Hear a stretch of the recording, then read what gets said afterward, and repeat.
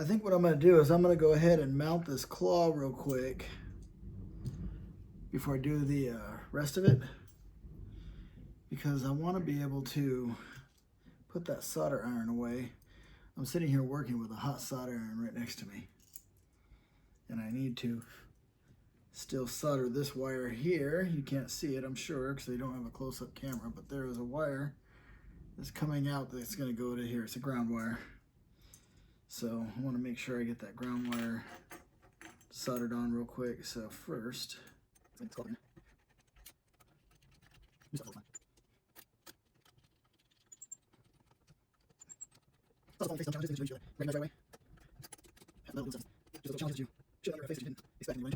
okay, so even though this is not all the way tight, I'm going to put a solder blob. Let's see if we can get some flux on there. I'll have to clean that up later, but see if I can get some flux on it.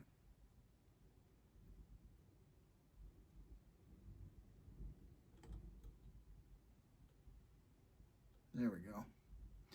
I gotta clean those tools. Okay. Now, take this solder iron.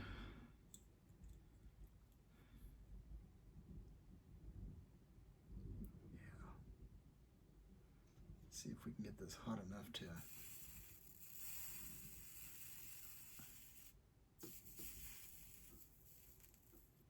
there we go. Got a nice little solder bead on my new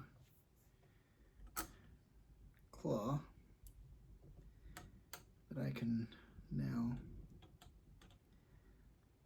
put my dumb eyes on.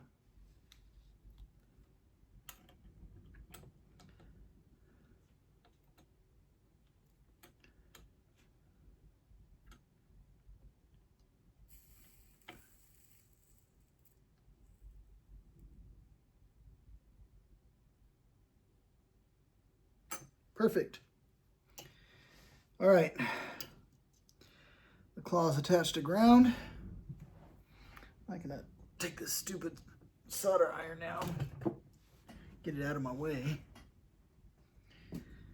It's hot. I don't want to burn myself.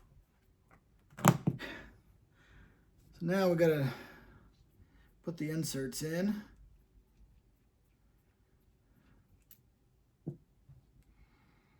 That is the next step.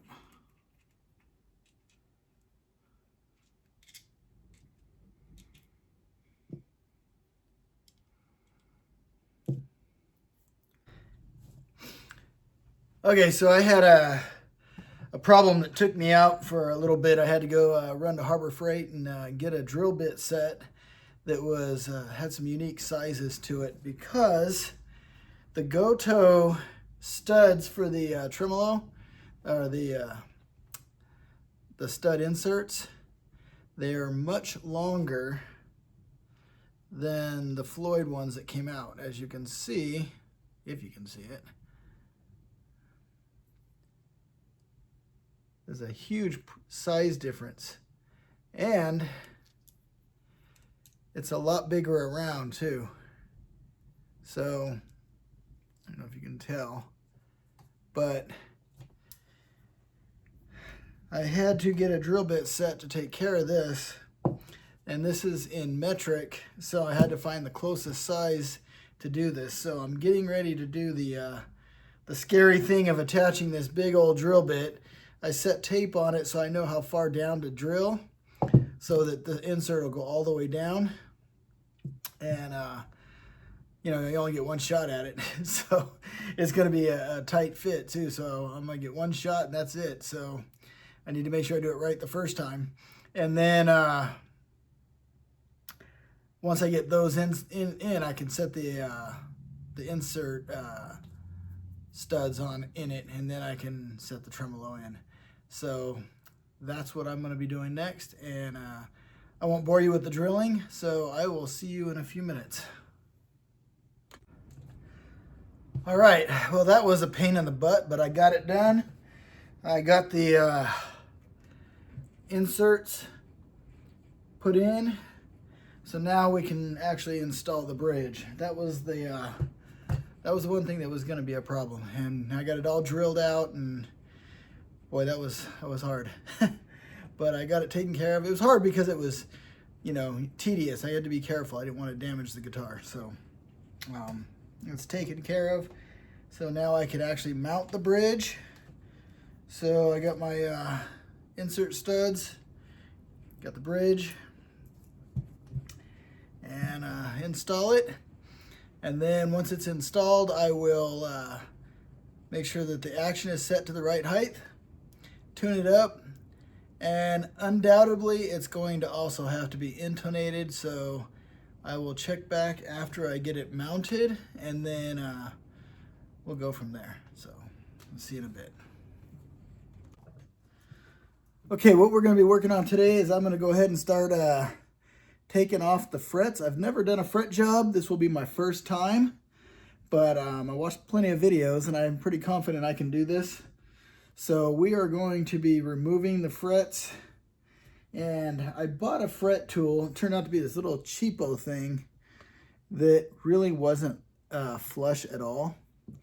So I also took it to a grinder to it and actually did make it flush, and then took a file to the inside to give it sharp edges. So hopefully it'll start pulling frets like it's supposed to. So I'm gonna get busy pulling frets right now, and that's what today's job's going to be.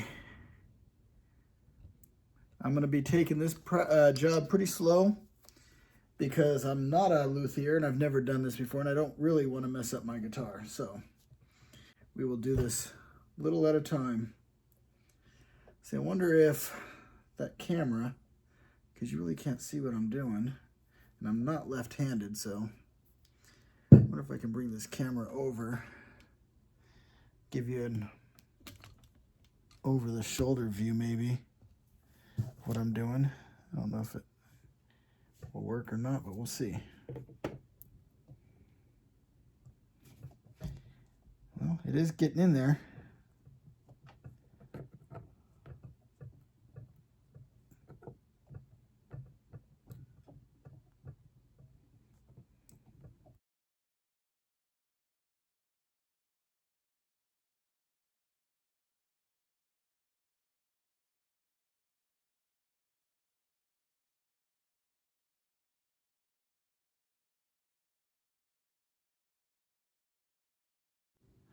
Okay, so that was the tool. All of the frets are removed.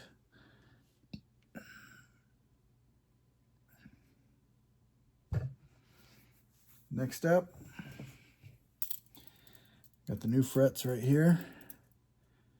I have to cut these down and put them on. Okay, so here's an update on this Jackson Rhodes neck. I had taken everything off, you know, all the frets off, and gotten this prep to refret it. But I had decided that I want to go ahead and, well, I got a weird angle. Anyway, I had decided I was going to go ahead and refret, before I refret it, I'm going to go ahead and ebonize it. So I had sanded it down. I still got to clean out the cracks.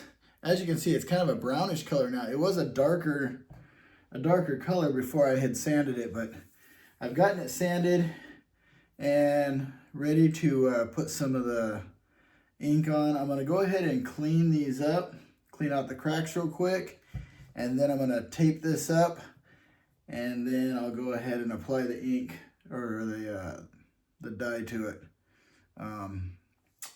So I will show you in a few minutes what it is I'm going to be putting on this. Okay, I'll be right back.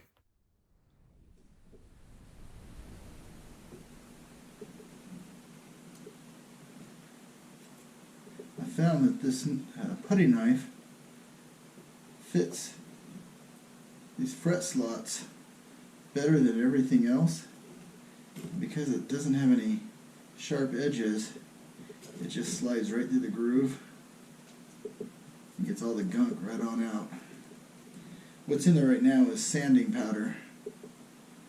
So when I sanded it, a lot of the dust had went down in and filled the cracks. So I'm just going to get all that out. I'd like to get this stained. The fact that the wood is lighter after sanding it tells me that there might have been a light staining that they do to these rosewood fretboards, because it was definitely a darker color. So this is actually going really quick. We got a few more to go, and then I can tape it off and we will be in business.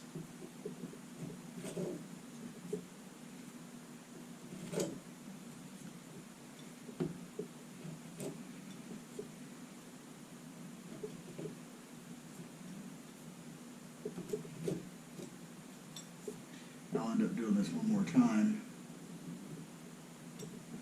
carefully after it's been stained.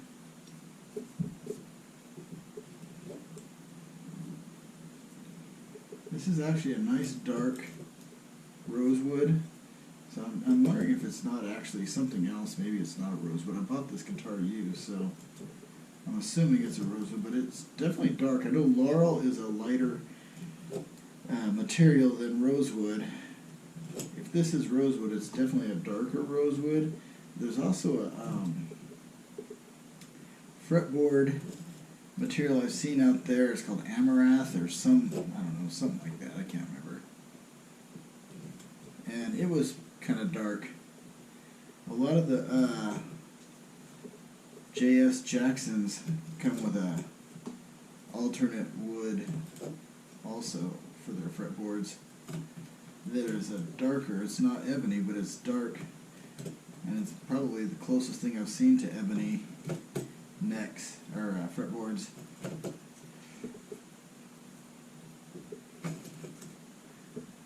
Alright, so we got all the cracks cleaned out.